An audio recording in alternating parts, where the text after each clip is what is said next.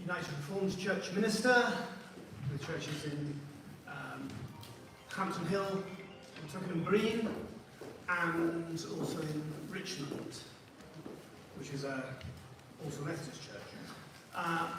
I'm also the chair of the Richmond Interfaith Forum, and so a number of times a year, people from different faith groups, faith and belief groups, I should say, because it includes humanist representatives, meet together, and we also put on public events. There was one last week at St Mary's University. So, shall I ask the councillors to introduce themselves? I think that's probably easier. Can we start from that end with Councillor Button? Would you introduce yourself, please? My name is Michael Butlin. I'm from South Twickenham, which basically is Strawberry Hill, Twickenham Green, and what I like to say is West End, Twickenham's West End. I'm Councillor Reilly, Michael's partner in South Twickenham.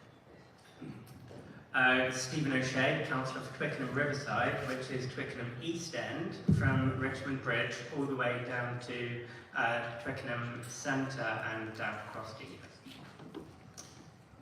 And I'm Councillor James Chard, and I'm also a member for Twickenham Riverside. My name is Julia Needham-Watts, and I'm the 3rd Ward Councillor in Twickenham Riverside. I'd just like to interject a message from Councillor Richard Bennett, who's the 3rd Councillor in South Twickenham. He's not able to be with us this evening, but he sent us all his best wishes and hopes it goes well. So he's here in spirit. My name is Ben Kosa, and I'm a councillor for St Margarets and North Twickenham ward, which is between the Riverside ward, who we just heard from, and Isleworth. Thank you. I'm Katie Mansfield, also for St Margaret's and North Twickenham. Good evening, I'm Alexander Eamon, and I'm also a councillor for St Margaret's and North Twickenham.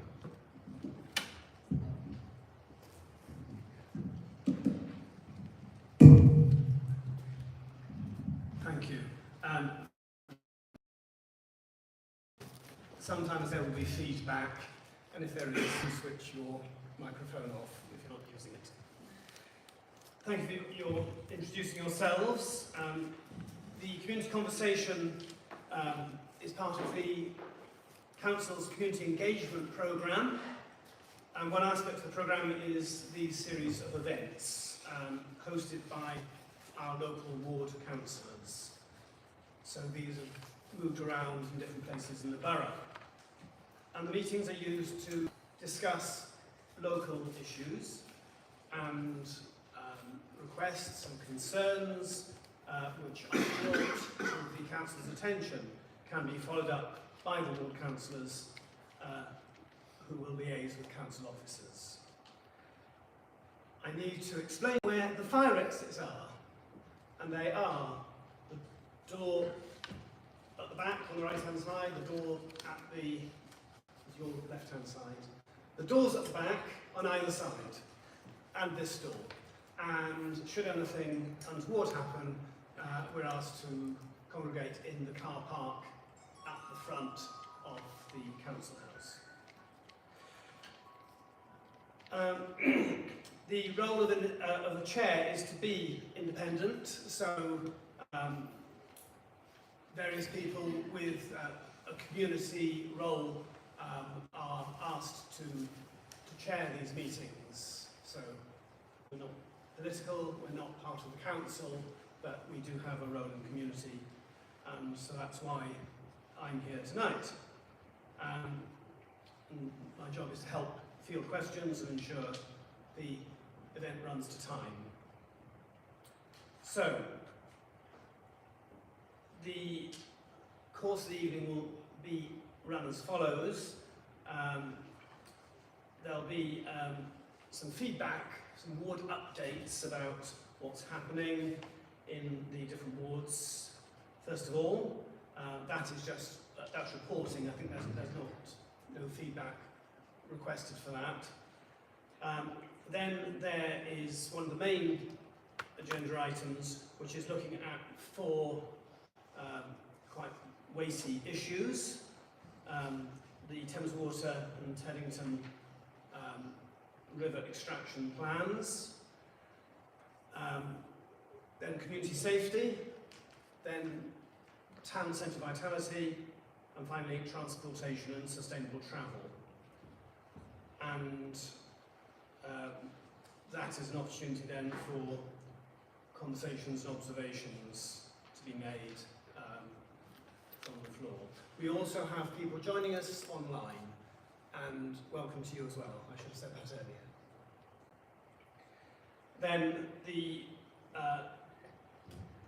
last item is an open chance for open agenda of questions and answers from residents, and that can be people here who are in the building or people online, so a chance to bring questions and answers. And just to make it clear so that things work smoothly, to speak, please only speak if you have a microphone in front of you. So if you want to contribute, if you put your hand up, obviously there might be different people putting their hands up more or less at the same time, but I'll try and get you in order, and a microphone will be brought to you. When you hold the microphone, can you hold it like an ice cream fairly close to your mouth, so that it can be heard by everybody here, also so it can be picked up online. And we are filming the event. I think when we're filming this way, we're not filming that way. That's the case, isn't it? So you won't be, your image won't be shown. But this is going to be recorded and it's going to be put on YouTube. The council website. Sorry? It's on you. It's being filmed on YouTube, and it will be shown on the council website. Right, so it's being filmed on YouTube and will be put on the council website. So your contributions will be heard. And I'll remind you when the time comes that if you can say your name and your ward if you are speaking. So, one more thing, phones. I haven't done that.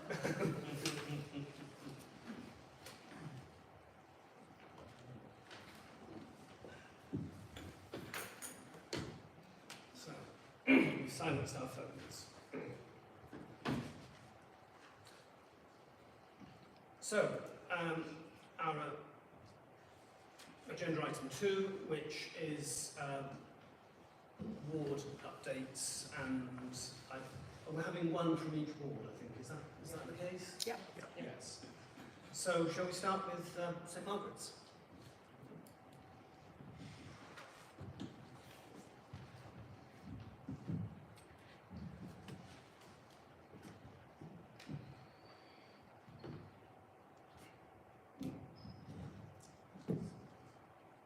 Okay, so in St Margaret's we've had 1 or 2 long-term issues going on for upwards of 20, 25, maybe more years, like the Mormie Pavilion, which the councillors are working with the community to bring to fruition. The council has put in about £150,000 worth of its own money to try and bring it to the stage that it's in at the moment, which is the furthest we've been for, as I say, about 20, 30 years. The community group that's set up, who are working to enable this development, they're holding a meeting next week, I think,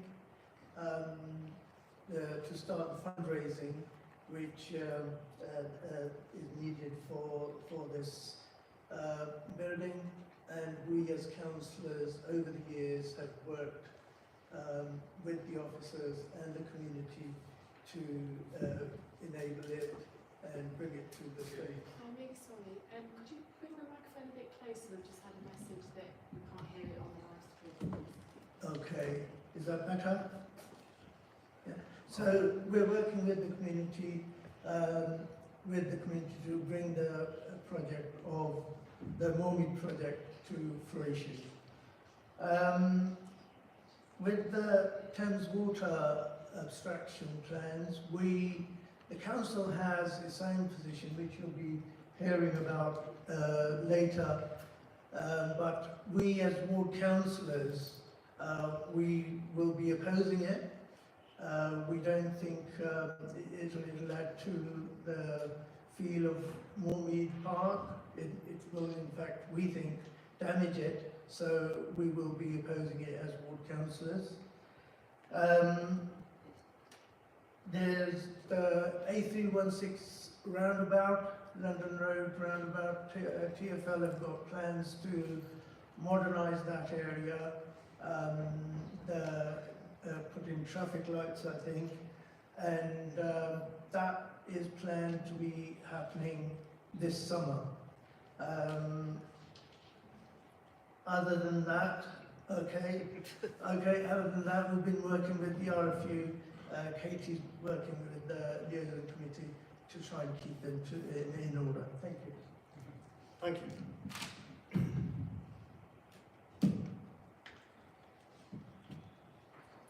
We're asking each ward to report back for about 2 minutes, so that's why I gave that visual aid.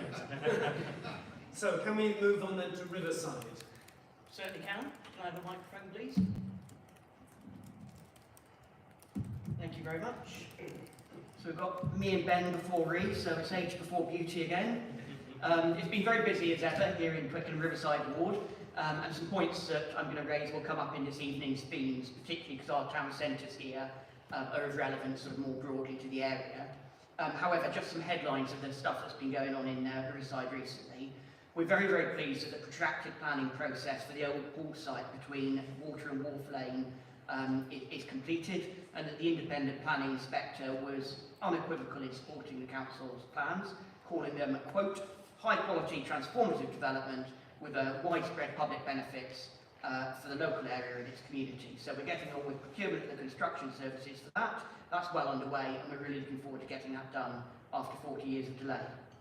You'll also have noticed that there's road resurfacing work going on as we speak outside on Richmond Road, so it's looking as smooth as a buttered otter out there at the moment. We're quite dependent on TfL grants for that type of work, but I'm pleased to say we're doing it from here to Sandycombe Road at the moment. There's also some work going on in East Twickenham, or completed in East Twickenham, and there's further resurfacing planned towards the town centre, past that difficult Amiens Road junction in the coming financial year.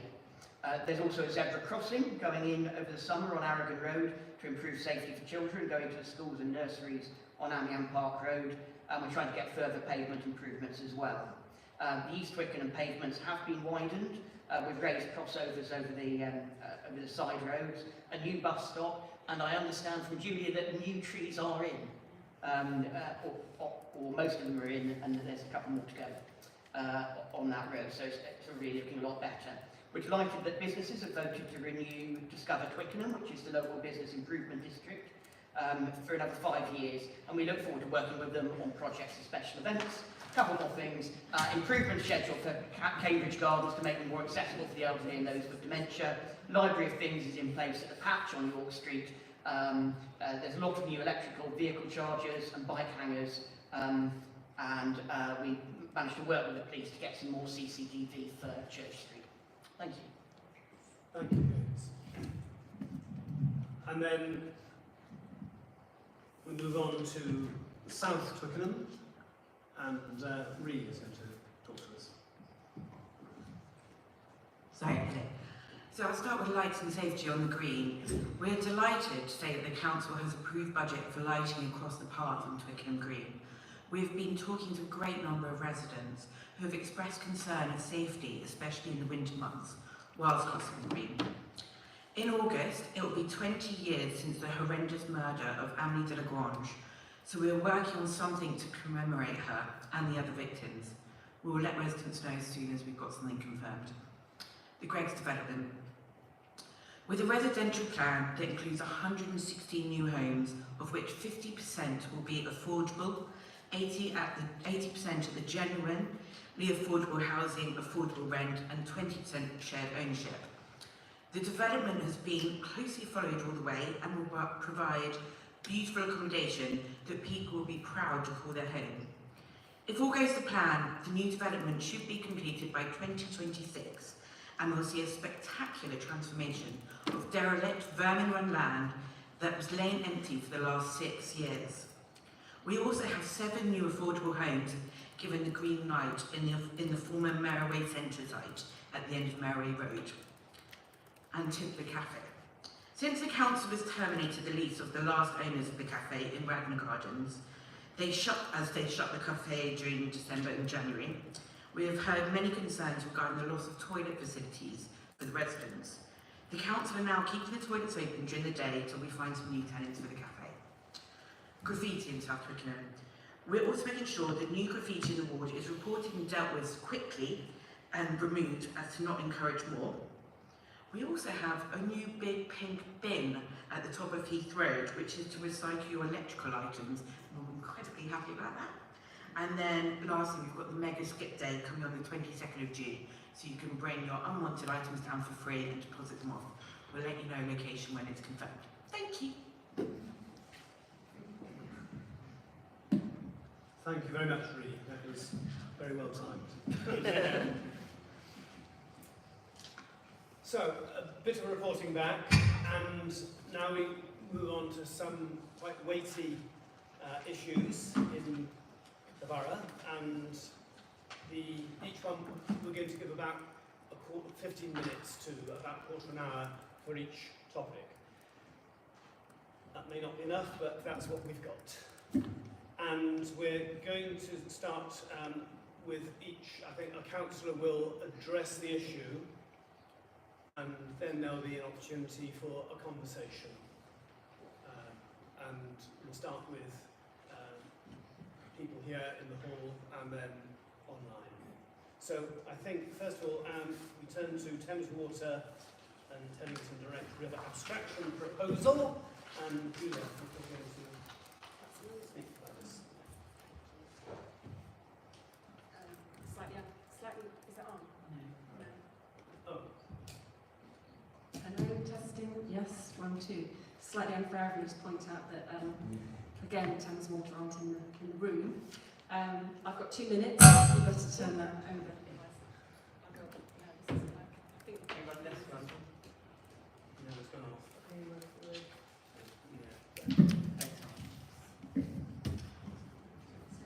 Okay, right, we'll try this one. So I've got that's not fair, it's eating into my time. I've got a 2-minute sprint through the complex and thorny issue of the Teddington Direct Abstraction Scheme.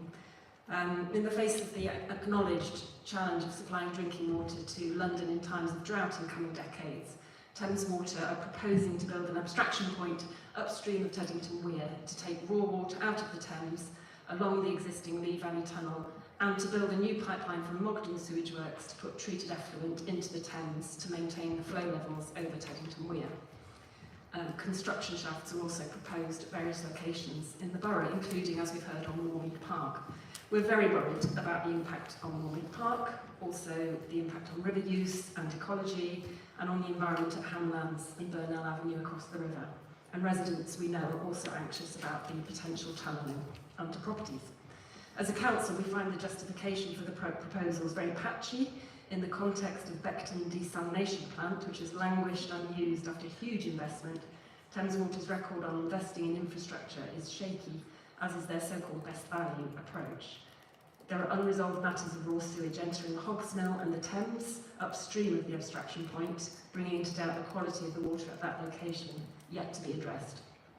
And there are further questions around potential silting up of the abstraction points and whether this scheme can realistically deliver what will be needed in times of drought.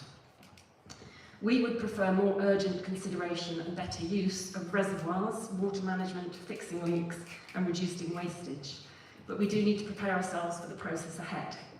The Secretary of State has said that the proposals will be assessed by the National Planning Inspectorate under a development consent order, effectively bypassing local authorities as decision makers, but we do still have a statutory role in that process.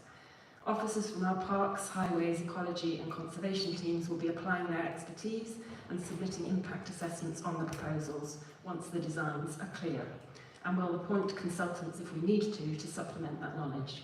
We'll be updating our website with information in due course to keep communities informed, and we'll be keeping in touch with Save Our Lands and River, Solar, who are, a couple of them are here tonight, who are an umbrella group of community organisations and residents who are concerned about these proposals. And we'll be talking to our counterparts in Kingston and Hounslow to see where we can align. There are numerous other points, but that's my 2 minutes up, and I know we're keen to get some feedback and comments from you, and make sure that we're aware of the range of views and concerns on this. So I'll pause there. Thank you. Thank you very much. So the floor is open now. Are there any observations, comments that you would like to bring? Gentleman over here. Do I get 2 minutes? Well, I will time you, yes. Oh dear. Some of us will probably remember another scheme about a huge pipe when southern England was having an arid time to pipe it down from Scotland. Because Scotland had so much rain, a pipe would come all the way down to London and give us water. It was a bonkers idea, and it didn't get past the post even as a starter. So some of you may remember that. With this scheme, I was horrified when I first heard about it. The 10-metre pipe coming along the Thames alluvial plain, which shifts.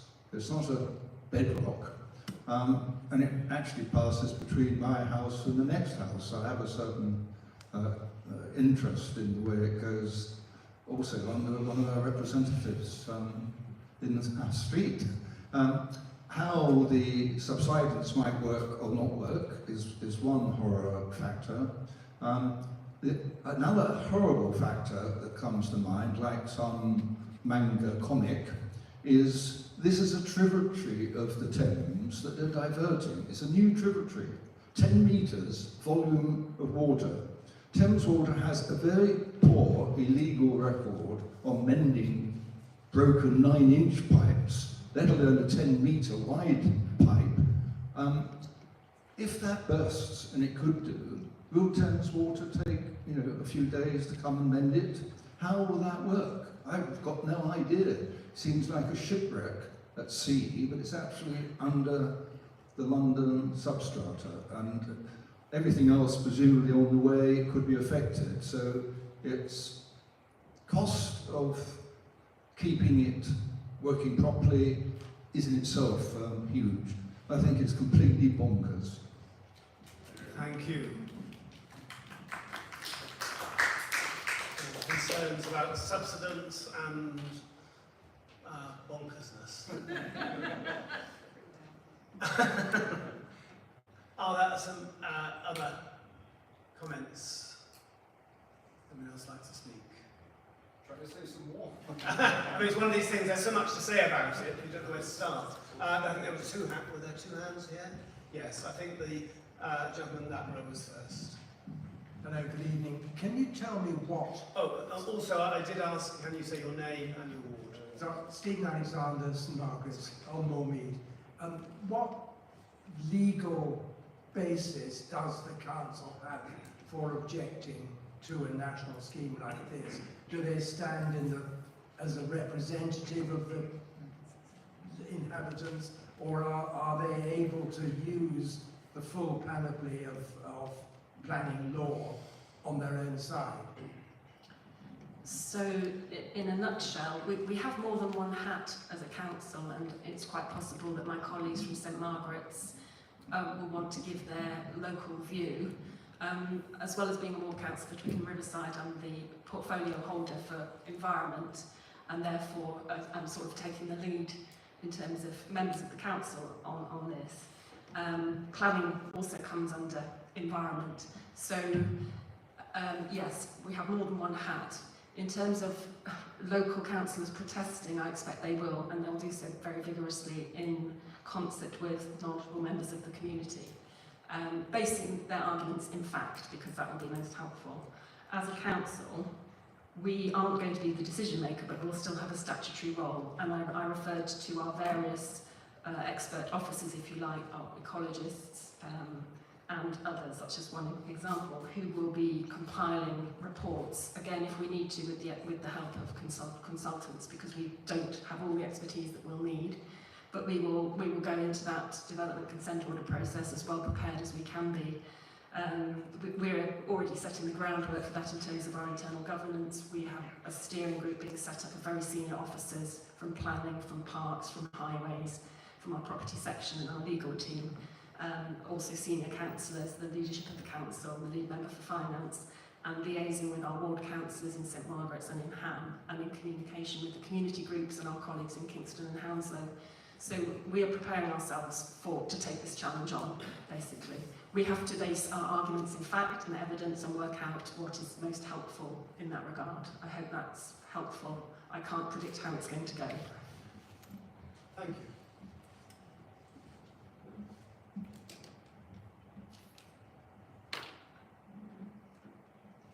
So just to add from the ward councillor perspective, that you've got 3 St Margaret's ward councillors here, and we are not, as ward councillors, restricted in the same way that the councillors, where the council have got to go through due process. We are on the side of the community in St Margaret's. It's going to be absolutely dreadful for Moormead Park in terms of what they're planning on doing, both from an environmental and from a societal perspective. It's going to be very, very difficult for the clubs that play there. It's going to be very, very difficult for the schools that go there. It's going to be very difficult for people who spend time there. So while Julia has mentioned and talked about what has to happen from the council perspective, that doesn't stop us as St Margaret's councillors representing the community that we are here to represent. We hear you. We know that it's not popular locally. We know it's going to be really bad for St Margaret's, and we're on your side, and we are going to fight with Solar and with all of the other community groups to do what we can to stop it. Yeah, just one thing to add to that, which Katie just mentioned. I think one of the things that I think is really very important, one of the hats perhaps that Julia didn't develop as fully in her limited 2 minutes there, was the fact that we are, as a council, a landowner. And already I'm very pleased that officers and the council institutionally have resisted Thames Water's work to undertake preliminary analysis of locations like Moormead.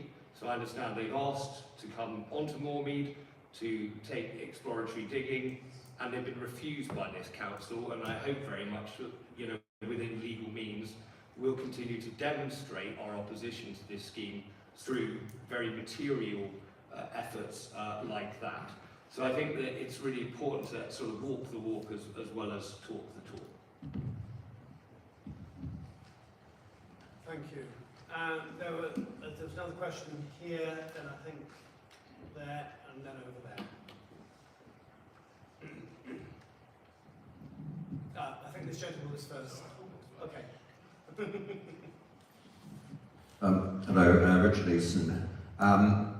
This scheme is is public money through for private corporations for private profit from Thames Water and their construction partners, and it should be seen as that, as a way of extracting public funds for private shareholders.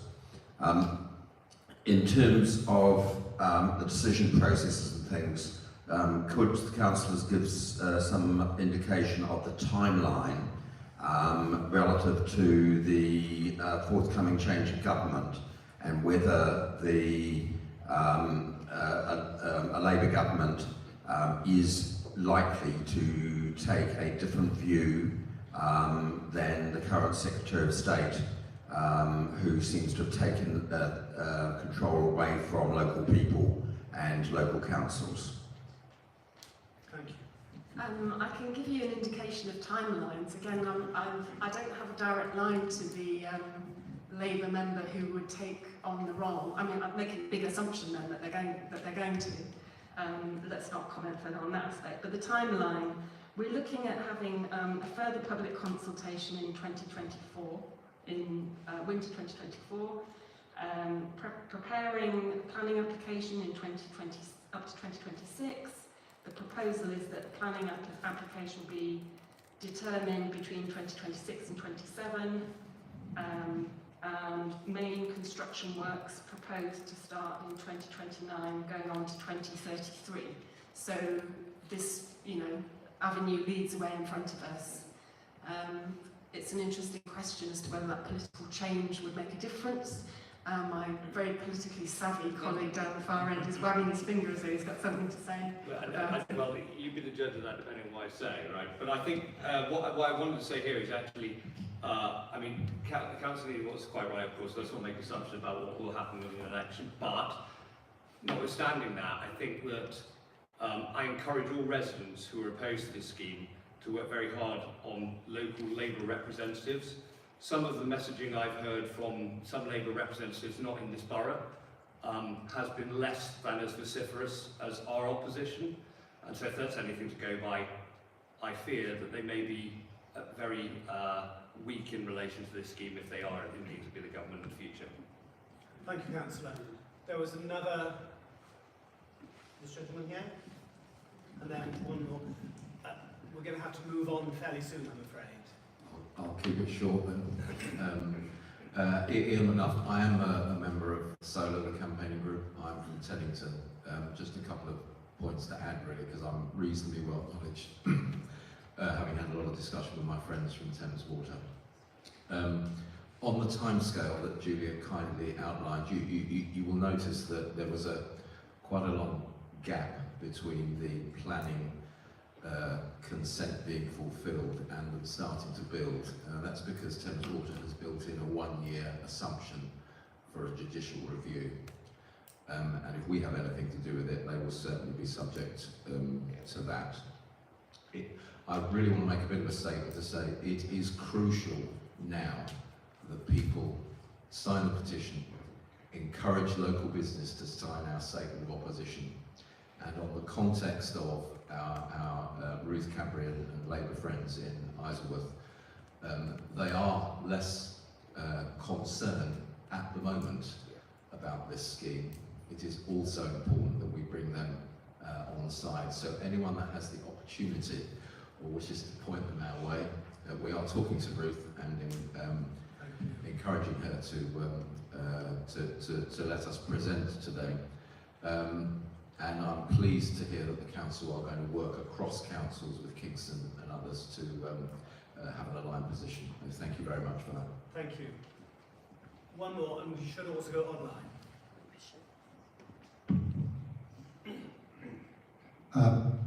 I'm Will Flower. I'm the chair of the Friends of Moormead.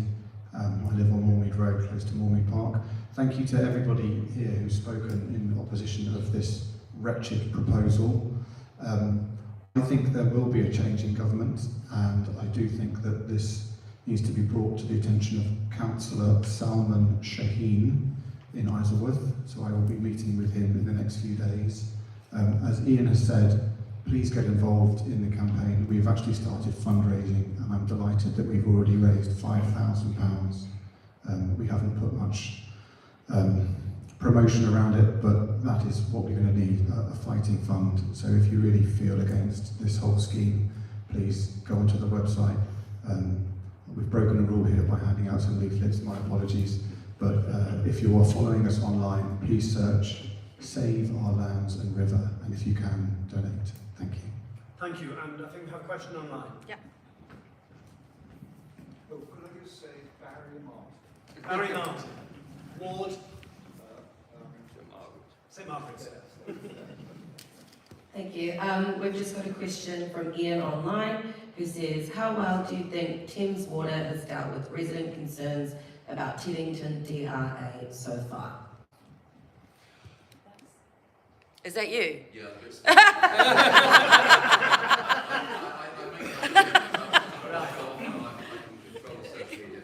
That's called a feedback loop, I think, isn't it? There are many things that can be said further, obviously, but we do have to move on. Thank you for all who've contributed. So, we now move on to community safety as our next major topic. And Councillor Mansfield will talk. Thank you very much. So I think the first point I want to make is that when we talk about community safety, we need to put it into the context of how safe the borough is, because crime in Richmond is lower than crime across the UK and across London. And within our 3 wards, actually, crime in our wards is lower than the average in Richmond. So we're in a very fortunate position before we start. But that doesn't mean to say that there aren't any community safety issues that we are addressing on an ongoing basis. So I think we've seen higher rates of burglaries, higher rates of bike theft in the area, and we work very closely with the police, who are represented here this evening, but also with the police liaison groups and the communities, where when we hear about the issues that are coming up, we work to try and focus on those and get those fixed. So I know that the police have a programme of bike marking to try and address some of the bike theft that we have around here. They also have opportunities when there's a spate of burglaries in an area, we'll go in, or the police will go in, and work with the residents about trying to make it harder to make those specific properties around there a target. So we're very, very focused on some of the areas that we need to be. There have been a few things that have come up in the last year that I did want to reflect on, that we might want to have as a conversation, talk about going forward. So the first is, obviously, there's been the very tragic stabbing in Strawberry Hill Station. An isolated incident, but obviously very, very frightening for the local community. There is an audit ongoing for all barrierless stations to try and address what we can do about that. But that is something that certainly in South Twickenham has been concerning. There's also, when you look at Riverside and St Margaret's, we've had feedback from parents about muggings and robberies on the street. That isn't actually that high, but we've been working with the parents and with the schools to try and address the fear of crime in that instance. So the police have been going in, doing the school engagement, they've been patrolling more in the areas that has been, and I'm nearly out of time, so I'm just going to tell you that it's not just about trying to deal with the issues that are there specifically at the moment.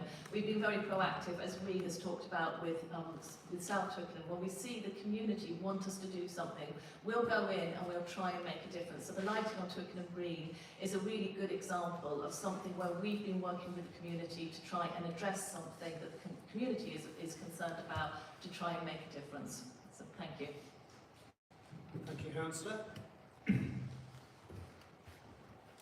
So, are there any contributions from the floor on the subject of community safety? Can I say something? Yes, of course. I was nearly mugged at Richmond Green on an afternoon about 3 months ago, when there was a theatre production going on that was starting, I think, around about 1 o'clock at the Richmond Theatre, and all the parking spaces were pretty full.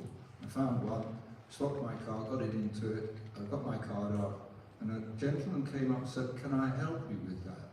And I said, "No, I'm fine," but the machine meter was not working properly. I couldn't get the card in. He gave sleight of hand, said, "I'll try it for you." And he said, "Oh, look, the machine has swallowed your card." I happened to notice he had pulled, like a magician, a little black cloth out of his sleeve over my card as he withdrew his hand in. And I grabbed the card from him and he ran away. I understand around the green there have been similar occurrences of people trying to take your card or gain money from you in some way. So that was 3 months ago. Can I also ask a question? The Old Deer car park has been half full up recently with a film production company, so trying to get a parking space in there has also been difficult. So the overload tends to go around to try and park on the green.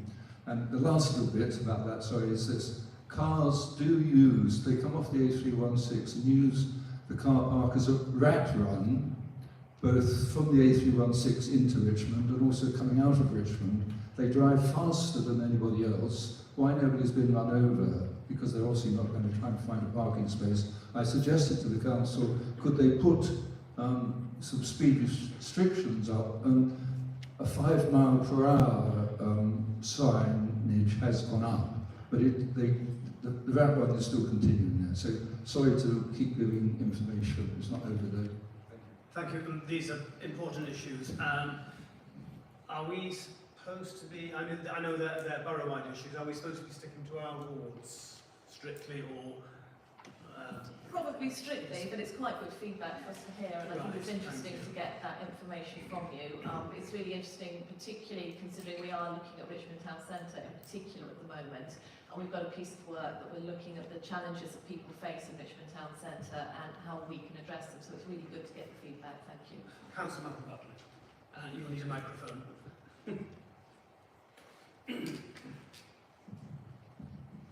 Just a quick question. The incident with the card, did you report it to the police? I didn't, no. Now, see, the police, surprisingly enough, they have a list of what happens, and depending on that, high up, so way above my head, say, oh yes, very low count in the area, so we really need support. What I'm really saying is, every time you have a problem, please report it to the police and get a crime number, because I know it's a real pain when you do that, but if you don't report it, police won't record it, police won't allocate you your ward, your street support. So every time you get a complaint, get just safety for us. I think that's good advice as well, isn't it? Because it goes towards statistics. Yeah. Which, yeah. I should report it now.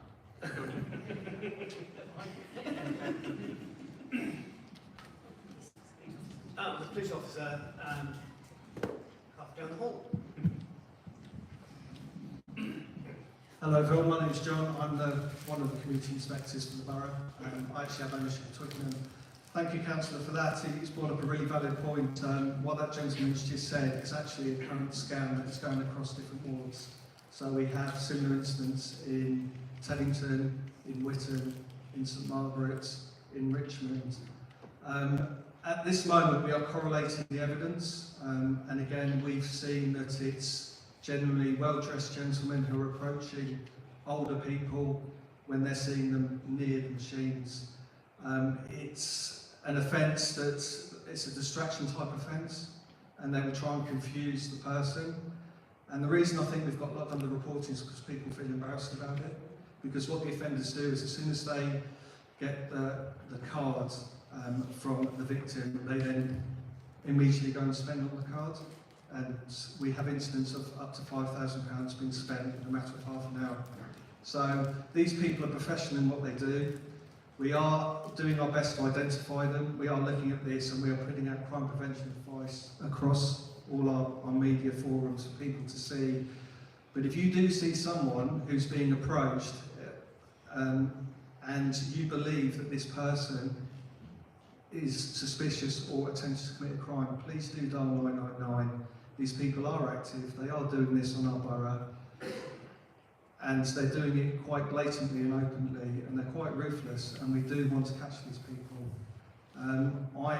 I know that they're not local residents committing the offence, they don't reside on the borough, they're coming into the borough. So please do report it. As the councillor said, if you report these crimes to us, then from my perspective it gives me the capability then to see where the offences are occurring, and then I can then push my resources or officers into those areas. But unfortunately, if they're not reported, because we're data driven now, or data led, then it's very difficult for us to know as the police what is happening. because we know we don't have as many resources out on the street. We are reliant on the community to tell us. And I appreciate trust and confidence is one of our biggest challenges. And I know in the media, generally, we're not portrayed in a good light, but from my perspective, a local perspective, I will guarantee you that if you call the police and you don't get a response, then please do email me or your local ward team, and then we will come back to you and we will ensure that you will get a response. Thank you, that's very helpful. And you're urging us to use the emergency number. 999. Can I just add one other thing very briefly?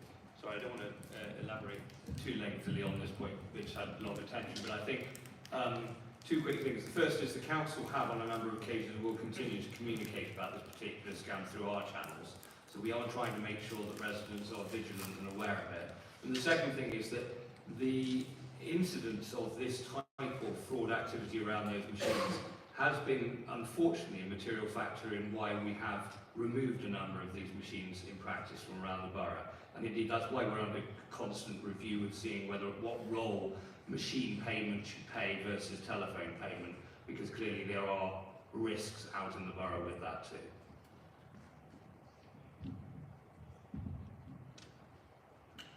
Thank you. I suppose if you're paying by phone, you can sit in your car, which is probably safer. Right. Yeah. Any more hands? Any more contributions from the floor? From online? No? Any other observations from councillors? In which case we can move on to the next issue, which is town centre vitality. And Councillor Stephen O'Shea is going to address this. Thank you. So on to happier topics, from sewage and crime to town centre vitality. I'm glad I've got this brief. So Richmond is blessed with thriving town centres, and we've got many of them in our three wards, from St Margaret's Village, East Twickenham, Twickenham Riverside, all the way to the world famous Twickenham West End. We're very proud of our town centres.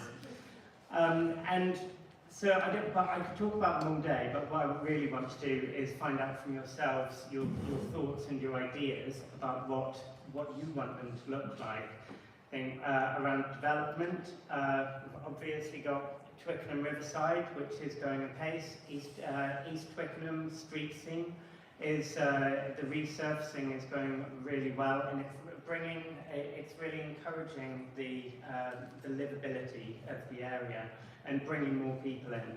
And also the work that's happening the consultation in Richmond Town Centre is going to bring benefits to those of us on this side of the bridge as well.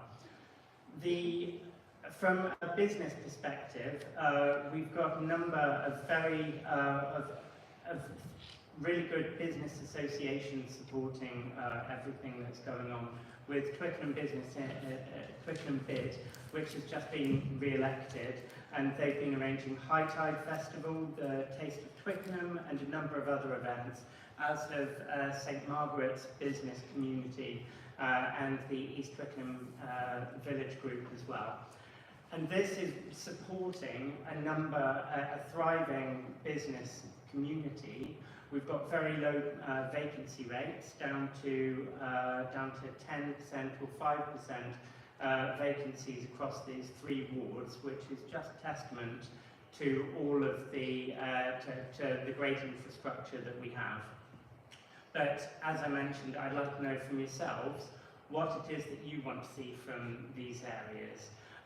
What the mix is of businesses that we want, and also the mix with businesses and hospitality, and how it's going to engage with the nighttime economy as well.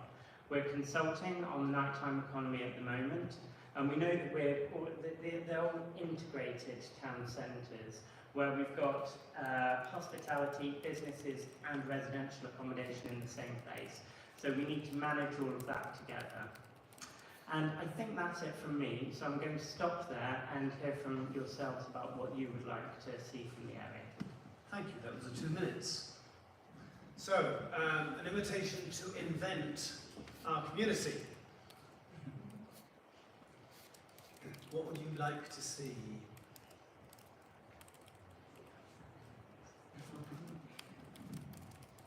Say a few words. Could you give your name? Yes, my name's John O'Hara. I live in Colbart Road.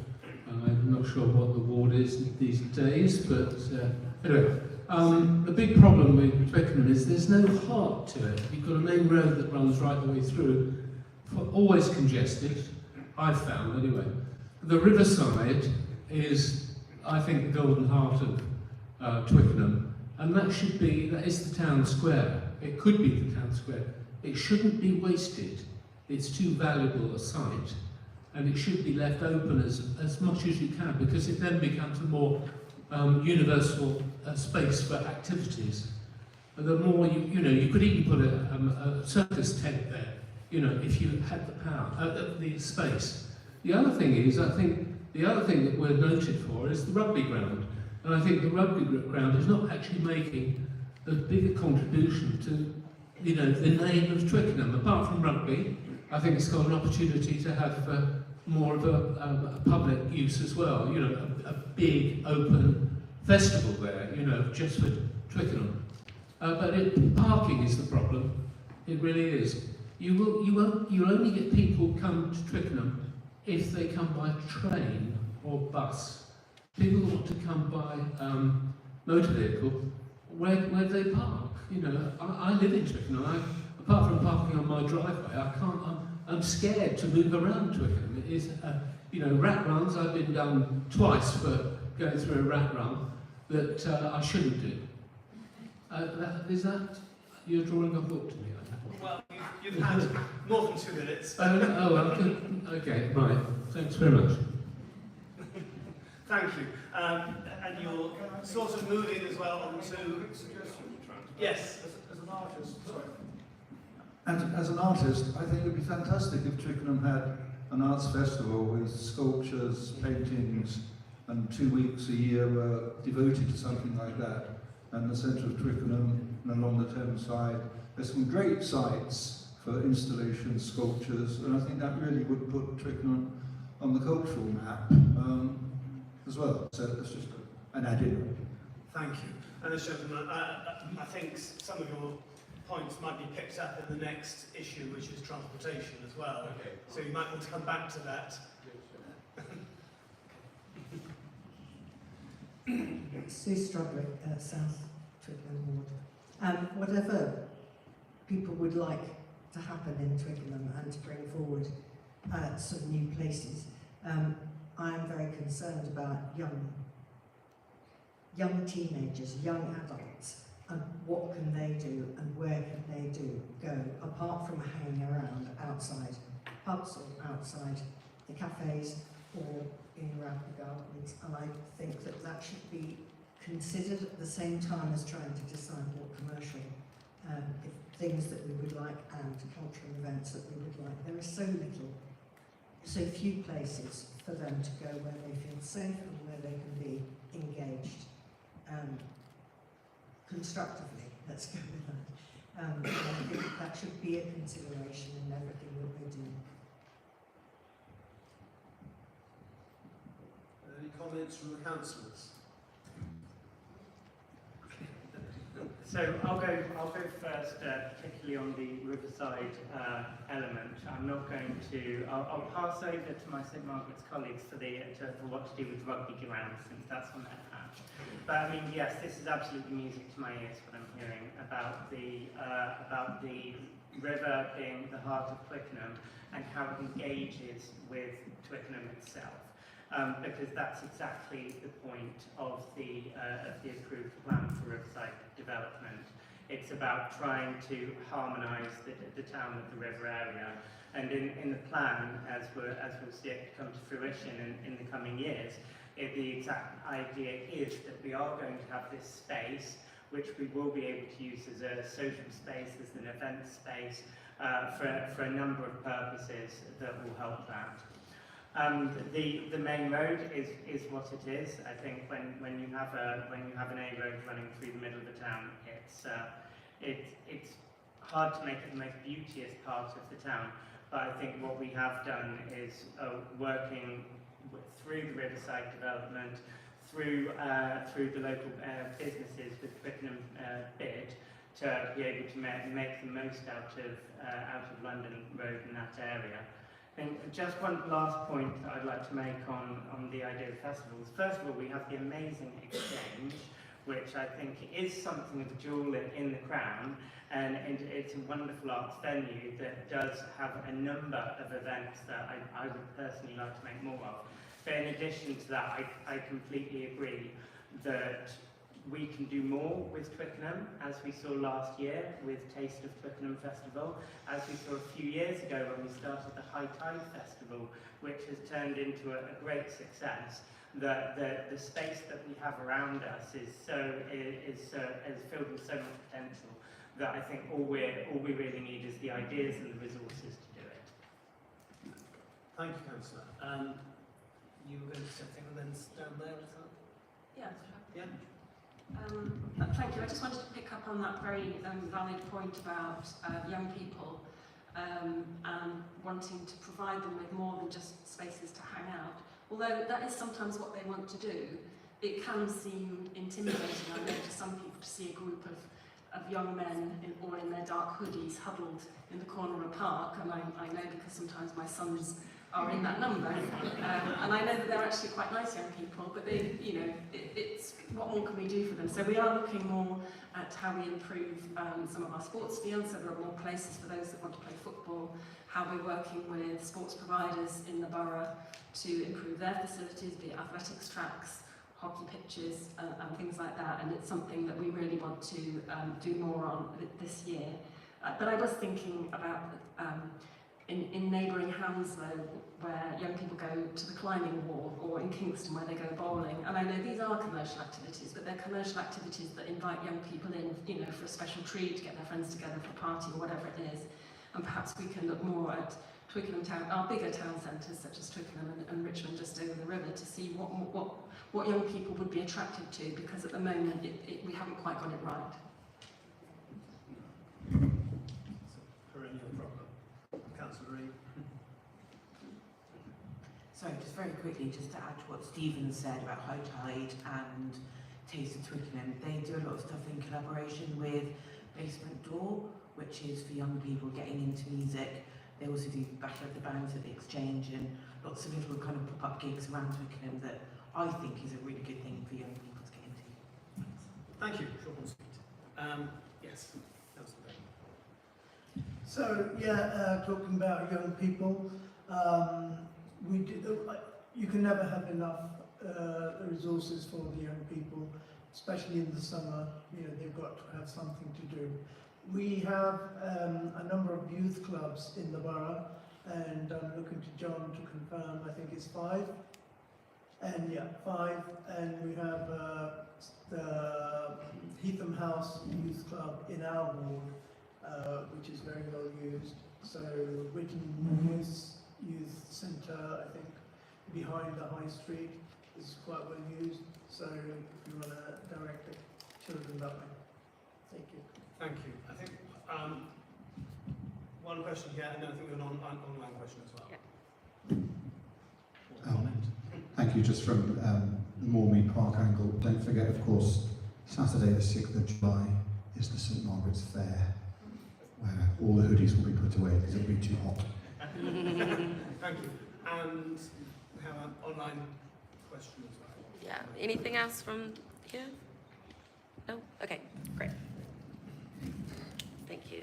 We just have a question from Melanie from South Twickenham, and they've said, what is being done to improve accessibility in Twickenham, such as removal of hazards such as A-boards, pavement maintenance, and getting stores to be more accessible? Is that?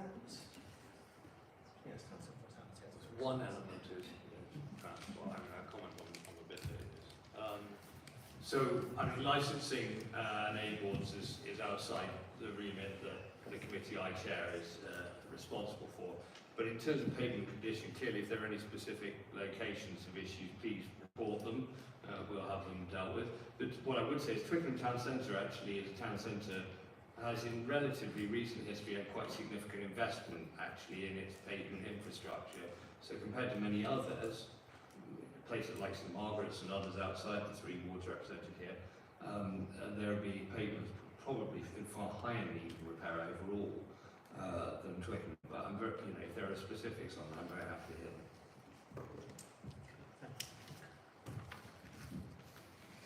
Thank you.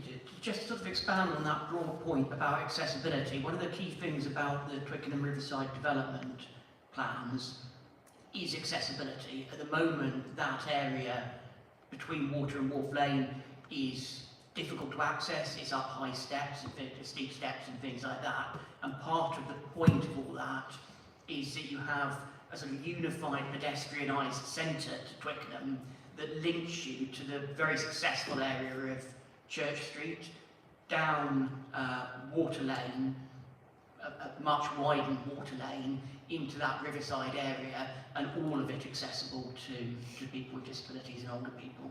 So that's a very big part of it, and it's important that we remember that as we go forward and deliver the plans.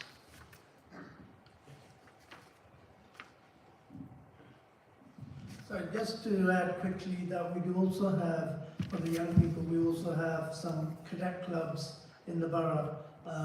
Again, I think there's at least 4. You know, with the Navy and the Air Force and that you can direct the young people to. Thank you. Yes. Just on the A boards point that was mentioned, it can be very frustrating if it's very difficult to navigate a pavement because there are signboards and clutter on the streets. There is you can report things like that through the council website. That, you know, report something wrong with the street, and you can drop down and find that, or you can get in touch with us, and we can get in touch with the street scene enforcement officers and send someone around to have a chat. And maybe it's just a question of repositioning a board, or having a chat with the business owner so that everyone understands that these are really challenging issues for people. Thank you all, and I think this is these sort of issues will keep cropping up, won't they? But it's good to hear ideas and imaginative plans for the life of our town. So we do need to then move to the last of the 4 main issues tonight, and that's transportation and sustainable travel. It's been touched on already, so some people might want to come back on that as well. I'm sure the councillors will have reflections on this as well. It's something which affects all of us, of course. So, Councillor M. Yeah, well, I'm expecting questions on this because I think British people love 2 things, the weather and transport, and so I'm expecting to get plenty of questions. So I'm quickly just going to go through a few things that I think have happened or are happening around the 3 wards, and I'll try and be as quick as I can. South Twickenham, it was a little while back now, but we resurfaced Heath Road extensively. We've now got proposals coming forward for a school street in St James's School.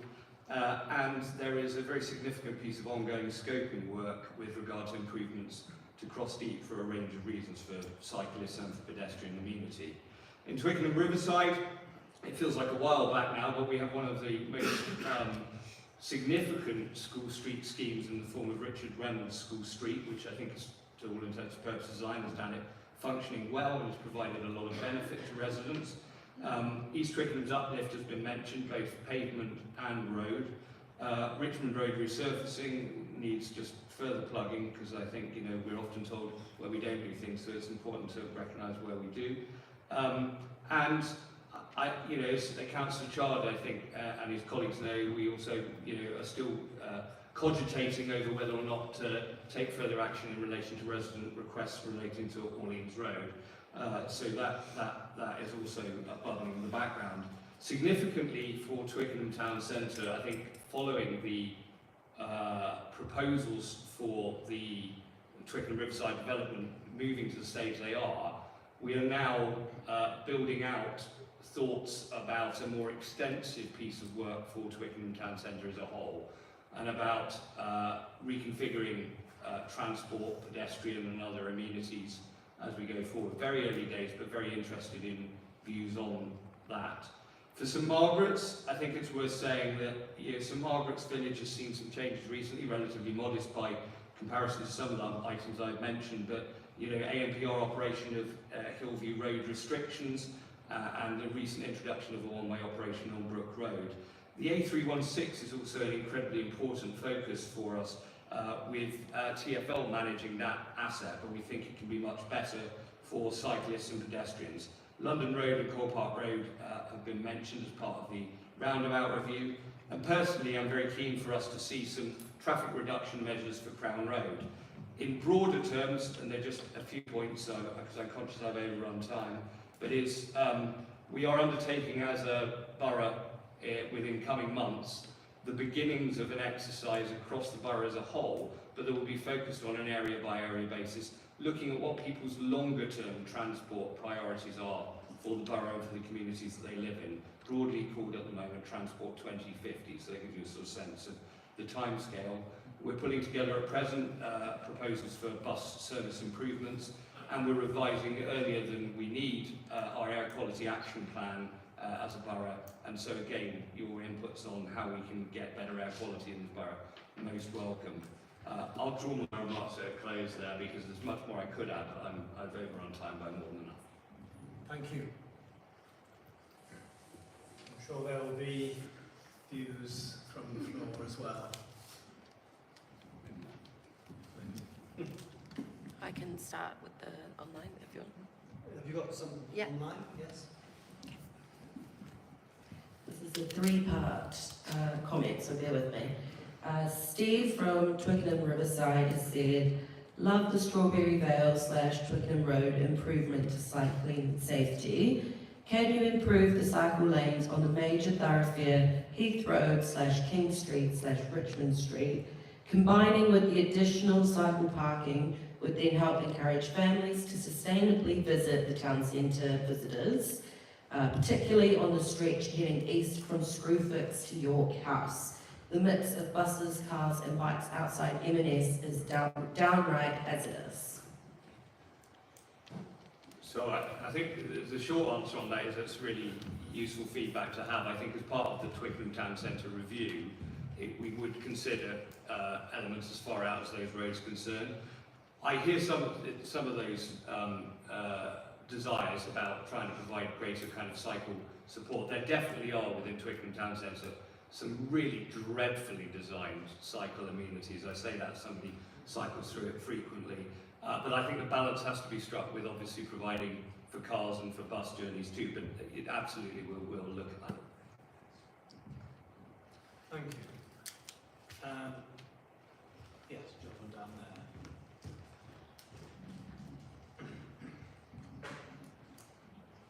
there. Graham Strudwick from Southward. We have been in conversation with our local councillors and with Transport Group about our local rat run for about 2 years now. A road study was done where traffic flow was monitored. Unfortunately, the section of road that I live in didn't have a monitor in it, and I was told that that's all right, it's all worked out mathematically. As an engineer and a mathematician, that doesn't fill me with confidence. However, we were told some time ago that we would have a conversation with officers. I have asked several times if that was going to happen, and the last communication was that there was actions going on, and that if we wanted our rat run to be considered again, we had to put in a petition which had to be a majority of the residents. We are slightly confused as to where we are being headed after 2 years. Thank you. Let me start, because ward councillors may want to make different or additive points to mine, but just as chair of the Transport Committee, I kind of counter some of that interpretation a little. My understanding from the information I've had is that the figures collected through that area don't demonstrate that our traffic management policy is met for an intervention. And so, while the council are open to undertaking lower level interventions than a wide sort of traffic reduction scheme, the case for a large scale traffic reduction scheme has not been made.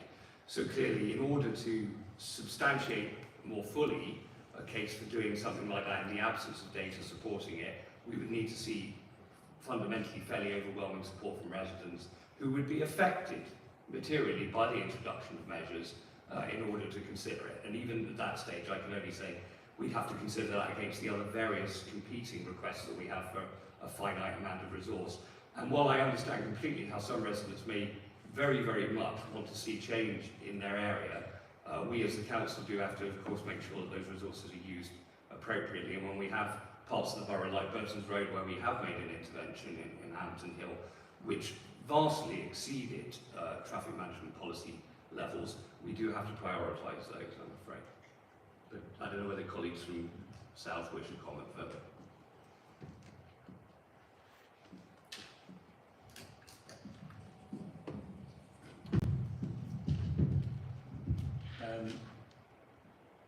Most of it is about what's feasible. Certain things that I thought were feasible, such as banning HGV vehicles in the general area bounded by Heathrow and Frosty. The officers basically saying, well, it doesn't really work because you can't enforce it. Well, I like having a sign, so at least we're putting our heads together. The other thing is that when you actually try and work out what do you actually mean, and I think about my own road, what do you actually mean about back running? Some of the back running is from the people actually living the road. And if you try and control it, then you have to have, as they've got in a lot of the school streets, the cameras. Now, obviously, one could do that, it costs money, but it also means you then got to have a whole infrastructure to control that. If you put barriers up, you find that people living in the street don't want a barrier because they like to be able to drive left or right in there as they leave their house. So it's not an easy thing to do. To try and get a majority in a street and all lead the right way. As you were mentioned about getting a petition with 100% or better than 50%. So the problem is going to come back to what do people actually want in your street, and do they want it all the time, and how do you control it? And by the way, putting up speed bumps doesn't work out either, because modern cars actually much more over the bumps when they brought in. The other thing is you find that real pain. If you're in a car, you have to stop and slow down. That causes more problems. So the best thing I've seen is the cameras. But you have to have investment of cameras. It costs money. Thank you. If I might just add as well, sorry, because I should have said it. If you want to follow up with me after this, I'm very happy to have the conversation. I'm very happy to do so. Thanks very much. There's a question down there. I must declare an interest that I live in the same house as my husband and therefore have but we don't necessarily have the same views on the rap run. However, we do about the rap run, and you'll be aware that there are, as you mentioned, some scoping about Crossdeep and returning on and off of Crossdeep. And I think that is critical to our request. The issue for us predominantly is large delivery vans and lorries, HGVs, who want to avoid the traffic lights at the Heath Road and Crossdeep Junction. So they whiz up Clenson Avenue and down Crossdeep Gardens, speeding.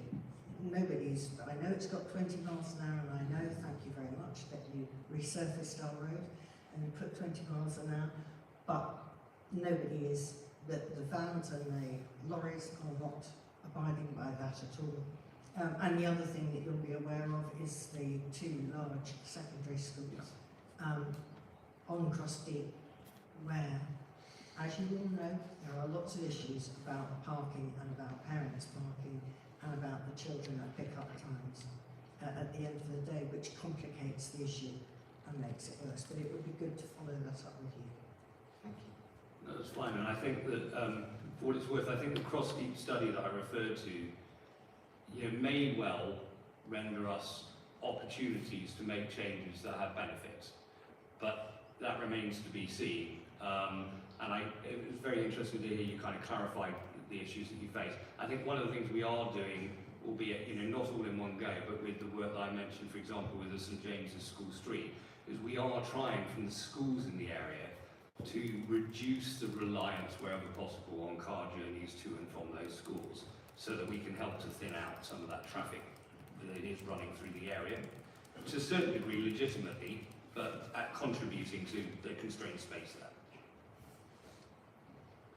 Thank you. Another question, another comment then. Martin I'm in Hampton North, but I do different things with Mencap, Richmond Mencap. So I can use the R70 and R68. And does anybody know when they're going to go back to the normal routes before they did in September? When the work started in Richmond, because the stops now in Twickenham, I notice can get quite busy by the library there. Yeah, I think one of our local councillors in Hampton North had a meeting with the bus company today, and she was given the impression from the bus company that it was going to be this weekend. So we're trying to find out more information to solidify the facts on that, but it is imminent. Okay, thank you. I was just going to say that it comes up again and again, the impact that residents who use the buses are facing at the moment. We raise it as often as we can with TfL to just emphasise how important those routes are, the R68 and the R70, so thank you for raising it. And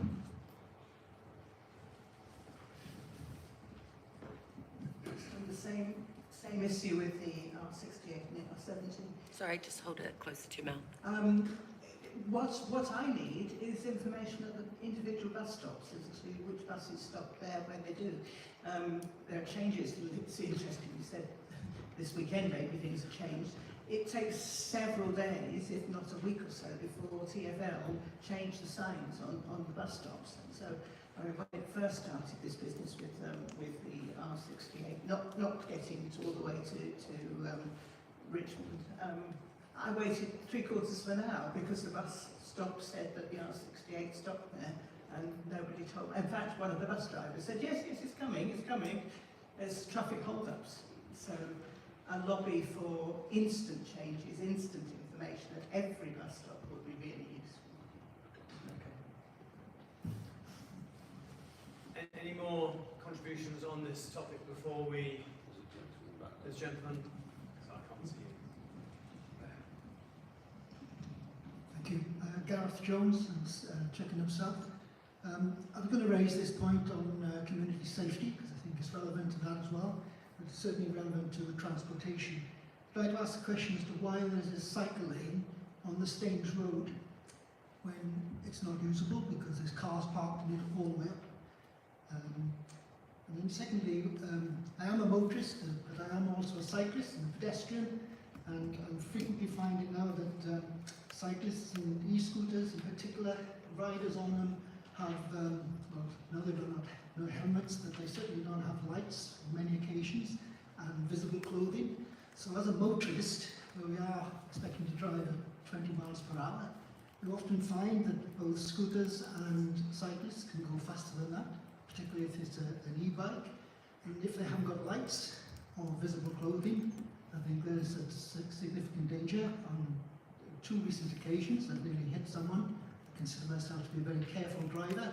If you can't see somebody coming up on your left-hand side or on your right-hand side, when you're trying to drive at 20 miles per hour, it's very difficult.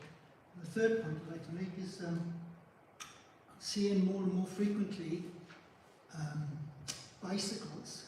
Yes, they have pedals and cranks, but you don't have to turn them for the bicycle to move. So there's an increase in number of bicycles which are operating as mopeds, as they are officially called, where you don't need to get momentum from the pedals. You simply flick a switch and you can accelerate and get a significant speed without having to operate the pedals at all. So I'm not saying that these are issues the council can immediately resolve, but I see them as significant issues within the 20 mile per hour limits that we now engage with. So let me give a couple of thoughts. Others may have views, but I think on the Staines Road, we did an investigation of Staines Road and about whether or not to make changes more widely to those cycle lanes. For the moment, we have not made substantial changes, but that was as an outcome with ward councillors and having undertaken consultation about it. My personal view, for what it's worth, is that those cycle lanes should be more formalised and shouldn't allow for parking in them, and it would provide a very useful amenity. But we have to balance a range of interests, and I think it's a good example of what my own personal view is not necessarily manifest as reality in this borough. I think in terms of cycles being, as it were, around you as a motorist, to some of that behaviour and the concern you have about it, I'd simply say this, and I hear you, I drive too, however I would say that at the end of the day the person who's going to come off the worst is going to be the cyclist. So actually I've got to lean into them and ensure that our road network is as safe for them and for pedestrians as it possibly can be, and that a bit like the laws of the sea, you know, the powered boat gives way to the unpowered boat. I do think that as motorists we have an obligation to look out for those who are actually at greater levels of risk. On the bike point, and it may be that the police want to comment, but my understanding of the law is that those types of bicycles that aren't pedalled to move are illegal, and they shouldn't be on our streets. So it may be for the police to comment on the degree to which their efforts are focused on that. Would you like to make a comment? I'm Dean Smith, I'm a dedicated auditor of the Twickenham Riverside. You are correct. The e-bikes are power assisted. They are illegal, so they're legal. If you can just operate one by pressing the button, you don't need the pedal at all. That is a moped. I haven't seen them. I've been back here for 6 weeks. It is something I look out for. E-scooters was a question that came up at our police liaison group the other day as well. I know all about them. I look for the illegal ones. Yeah. The ones introduced by the council, they are under 20 miles an hour.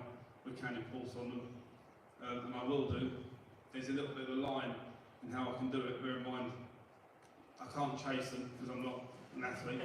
And at the same time, the ones that are going faster than me can injure me a lot if I have to try and stop them somehow. Yeah. But if I see it, I will do my best to try and put it down. I picked up on your speed thing as well. We've done the speed operation outside here last week. That was the St Margaret's team done it on my behalf. There's no reason why we can't potentially look at doing one on Cross Deep as well. And then hopefully try and feedback the results. Are the regulations about definitions of what is a bike and what's a moped, is that something that the national government has to work on? Yeah, that's naturally set, and I think pretty clear. But the issue, I think, for the police, like any enforcement agency, is you have to be there and see it and witness it and be able to apprehend against it, and that's the challenge. And e-scooters are not as ubiquitous as they were, but they're very widespread as an example, and that's quite a challenge. I'm not underestimating how much of an enforcement challenge that is for the police. Thank you for all your contributions. We've got less time now for questions and answers than I'd intended, but we have got time. So now is the opportunity. It's open questions from residents, and again, in person or online. And we have about 25 minutes.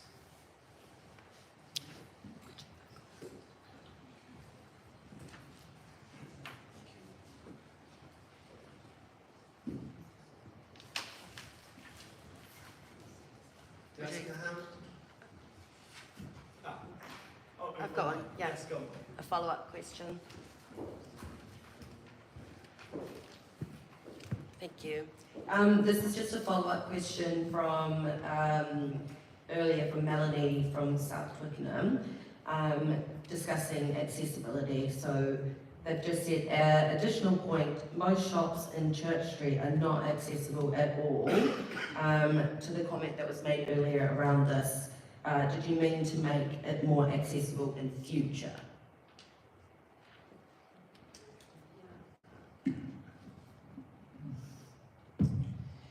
So there are some difficulties with Church Street, given it's a historic street with steps into the shops and things like that. I know that Church Street traders have done a certain amount in terms of ramps and access like that.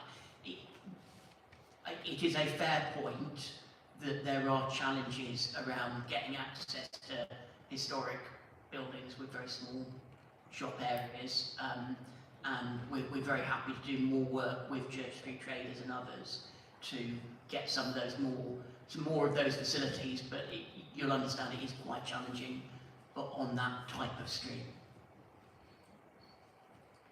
The only thing I'd add, it's not an answer in itself, but my observation would be, I think Councillor Charlie and colleagues probably agree, that more often than not, the shops that function on a street like Church Street, it's not the best answer in the world, but I think they'd be willing to extend their services out of their doors to customers that would have difficulty in accessing.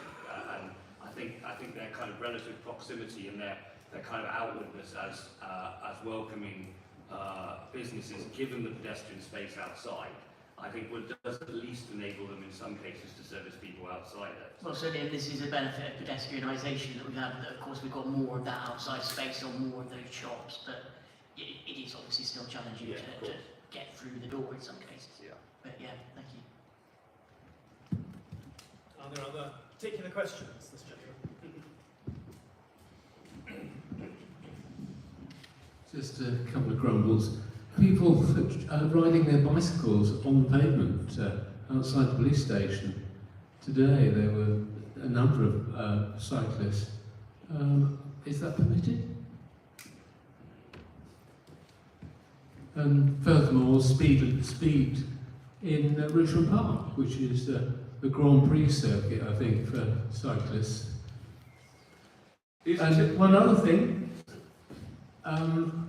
that Channel 4 are actually going to promote boroughs, I think, with the help of the mayor, just to raise the profile of boroughs. And I think Twickenham, Richmond, it really is a sensible place to try to raise it to the whole of London and elsewhere. I think that would be worth sort of looking into. That's your question. Yeah, I think others I'll leave the comment about sort of visibility of the borough to others, though I think absolutely there's more we can do. I think I love the first two questions because I'm able to duck them both, I'm afraid. So the first is, yes, it is an offence for an adult to be cycling on the footway. That's a matter purely for the police. We as a council have no powers to enforce over that. And on the point about speed in the Royal Parks, well, the Royal Parks are not under the council's control. So again, I could comment, but it isn't something under which the council have a direct control. And then the visibility of the borough. Would anyone like to put that up?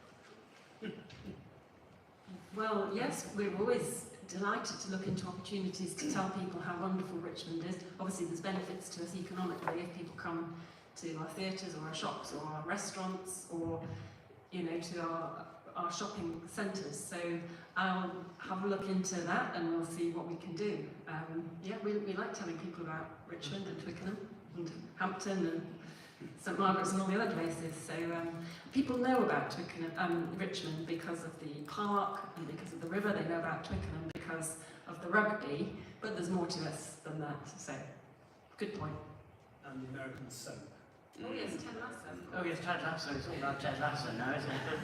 And I think as Stephen was picking up on as well, there's a lot of things that Discover Twickenham, the Business Improvement District, do in terms of special events. And things like High Tide Festival have been fantastically successful, as Ree has said.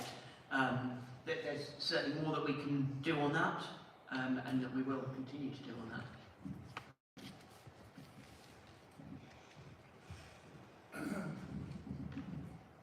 Hello, Gregory Brickers, Twickenham North. A question, does the borough, or as councillors, have any influence on Twickenham train station?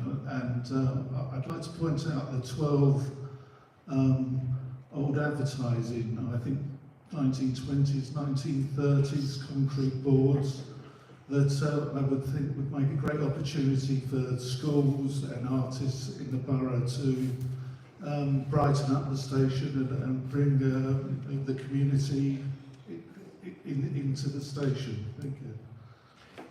There are also some antique posters. No, is that Twickenham station, isn't it? There's a poster from about 40 years ago telling you how to open the doors of trains. So, I mean, it's brilliant. Those sort of concrete things, we don't know quite what they're called, but we know exactly what you mean. They're perfect for artwork, and we'd very much like to, when you arrive in Twickenham station, to make it much more of a sense of arrival. You come out onto the main road there, and you know where you are, you know which way the river is, which way is the town centre, which way is the exchange, which way is the rugby stadium, and do a bit more what they call placemaking and orienting, so you know you've arrived. And to make it more interesting with art, as we've said, we'd like to do that. So thank you for raising it. That's a particular passion of Councillor Chance, actually. Sorry, Councillor Baldwin's waving at me, I don't know why. Hi, I'm Councillor Nancy Baldwin, and Community Conversations is kind of my project. But one of the things, my second love, is the Community Rail Partnership, which Richmond started a couple of years ago. And some of the things we do are just that kind of thing, is beautification of stations, the adoption of stations. And there's money made available through Network Rail and Southwest Rail for projects like that. So you can very much contact your local councillor and say that you'd like to get involved with the Community Rail Partnership. And so I'm very excited about this because we just had meetings recently and it's going to be fun. Thank you. I think there was a hand over here, wasn't there? Yes. My name is Andy from South Twickenham. I just wanted to know if anything is in place this summer for the anti-social favour on Twickenham Green. I live right next to it. I get up for work at 4:30 in the morning. Friday, Saturday nights, you get 40 to 50 kids screaming drunk from 7 PM up till 3 AM in the morning. Thank you. Thank you. I would like to address this. Okay, well, we have recognised issues on various of our green spaces. Twickenham Green is one, Richmond Green maybe another, Terrace Garden sometimes, Teddington Riverside at different times of day and different times of the year. And I think we need to draw that distinction between young people gathering together because that's what they like to do and it's nice for them to hang out and converse with their friends and be in their local spaces. And then when that sort of moves into less welcome behaviours, risky behaviours, antisocial behaviours, the council works in partnership with police. We have panels of relevant people. We can go and talk to the supermarkets or the off-licences who may be selling alcohol and treat it as a sort of multi-agency approach. I don't know whether the police inspector would like to comment on that as well. Thank you. Yes, no, Councillor, you summed up really well. We do work in collaboration with the council, with other external partners, and we do have plans in place. Now, arguably, we don't have officers that work 24/7 that could be up there all the time, and we can admit that straight away. But when there are gatherings, then if we have the information that youths are gathering, then there is legislation dependent on the information that we can implement prior to the gathering. Now, this legislation comes under the Antisocial Behaviour Act. It's not illegal for people to gather in open spaces, and the thing about this borough is it has some fantastic open spaces, probably some of the best in London. So again, experiences that we've had in Richmond Green is probably the main area where youths have gathered in the past. We've problem solved that in line with the council, and obviously Colin's there at the back, and we work closely with him and David Noakes. Outside of that, if you are experiencing an uplift in gatherings, please do let the local ward team know, because sometimes we don't get that information until it's 2, 3, 4 weeks down the line. In the summer period, we do have patrols that are factored in up till 2 in the morning, but I know you're going to say they're there till 3, 4. But we do have officers that work during the night. So it's something that we do prioritise. It's something that we do work with the council, the councillors, and other key partners. I can't stand here and say we'll ever eradicate it, but we will always try and prevent it and divert the use, because again, as Councillor Costa said, we have some fantastic youth centres on this borough. Heatham House is the biggest one, it's the flagship opposite the train station. You have the youth zone in Witton, you have one in Ham, you have the Powerhouse, which is down in Mortlake, and you have one in Hampton, the White House. So there are facilities for use to go to, but also I have to say it's not always use. Some of it can be adults going home late at night, and a lot of it's the noise level. So please do call us, please do speak to your ward team, and we will address those issues. Thanks. And Councillor Michael Butlin.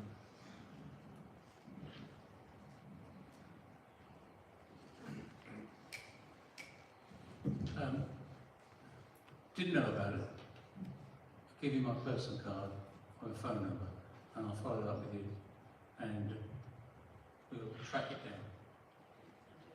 Yes?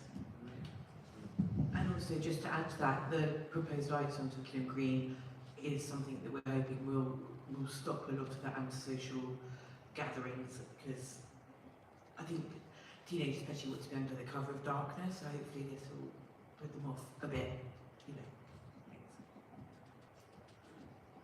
Twickenham Green. I think you said Queen Green. You said Kew Green, I think. Did you? Did you? No, sorry.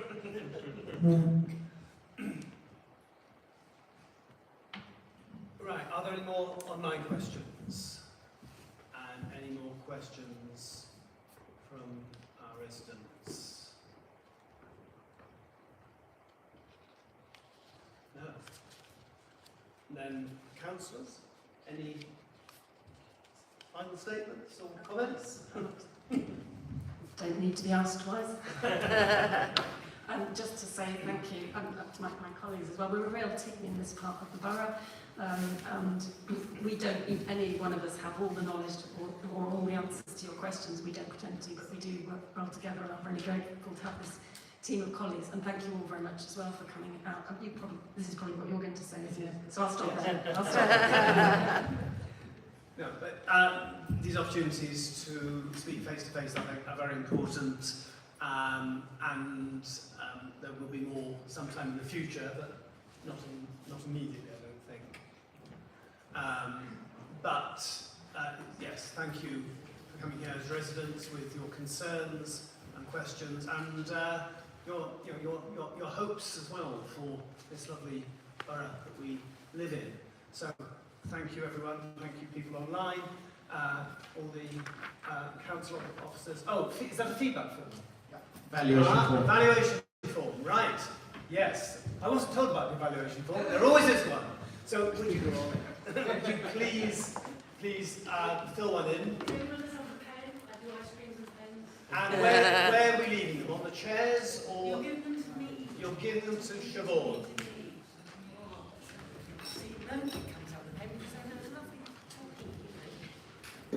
So I think with that we can close the meeting. And again, thank you for all the councillors.